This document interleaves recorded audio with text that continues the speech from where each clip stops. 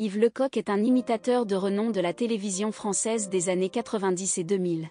Sa renommée s'est établie grâce à son travail au sein de l'émission satirique Les Guignols de l'Info, diffusée sur Canal+. Dans ce programme, il prêtait sa voix aux marionnettes de personnalités publiques telles que Patrick Poivre d'Arvor et Jacques Chirac, ce qui lui a valu une immense notoriété.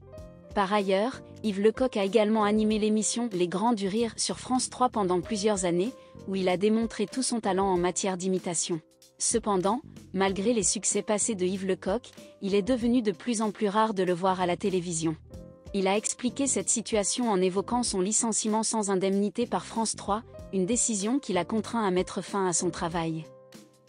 Cette épreuve difficile a également entraîné des difficultés financières pour ce talentueux imitateur. Malheureusement, la crise sanitaire de 2020 est venue ajouter de nouveaux obstacles à la carrière de Yves Lecoq. Sa dernière représentation a été perturbée par les mesures de confinement, privant ainsi de nombreux fans de la possibilité de le voir sur scène. Nonobstant les difficultés susmentionnées, il convient de souligner avec insistance que Yves Lecoq demeure l'un des imitateurs les plus éminents et talentueux de France.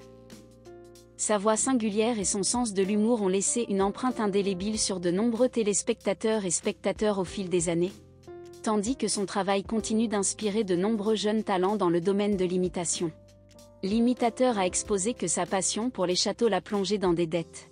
Néanmoins, cela ne l'a nullement dissuadé de poursuivre sa passion. Au commencement de sa carrière, alors qu'il commençait à être rémunéré généreusement, Yves Lecoq souhaitait acquérir une ferme en Normandie.